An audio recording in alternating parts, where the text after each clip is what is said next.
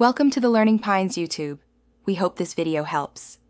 In this video, I will explain how to make a frame scrollable in Figma. This powerful feature allows you to design interfaces where content exceeds the visible area, like a long web page or a detailed list. It's incredibly useful for creating realistic prototypes and ensuring your designs are both functional and user-friendly. We will cover the simple steps to transform a static frame into an interactive, scrollable element, making your prototypes much more dynamic and engaging for users. To begin, you need to prepare your content and the frame that will contain it. Start by drawing a new frame or selecting an existing one. Then, populate this frame with all the elements you want to be scrollable.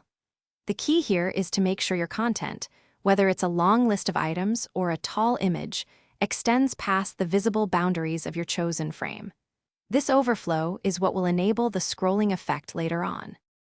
Now, let's enable the actual scrolling behavior.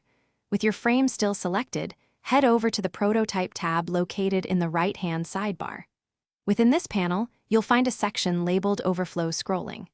Here, you can select your desired scrolling direction: vertical scrolling for up and down movement, horizontal scrolling for side to side, or both for a two-dimensional scroll. This setting tells Figma how to handle the content that extends beyond the frame's edges. Finally, it's time to test your scrollable frame. Click the Present button, which looks like a play icon, located in the top right corner of your Figma interface. This will open your prototype in presentation view. Now, try scrolling within your frame to ensure everything functions correctly.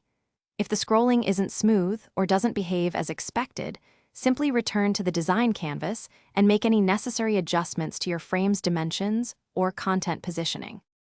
Thanks for watching. Consider subscribing if we helped you.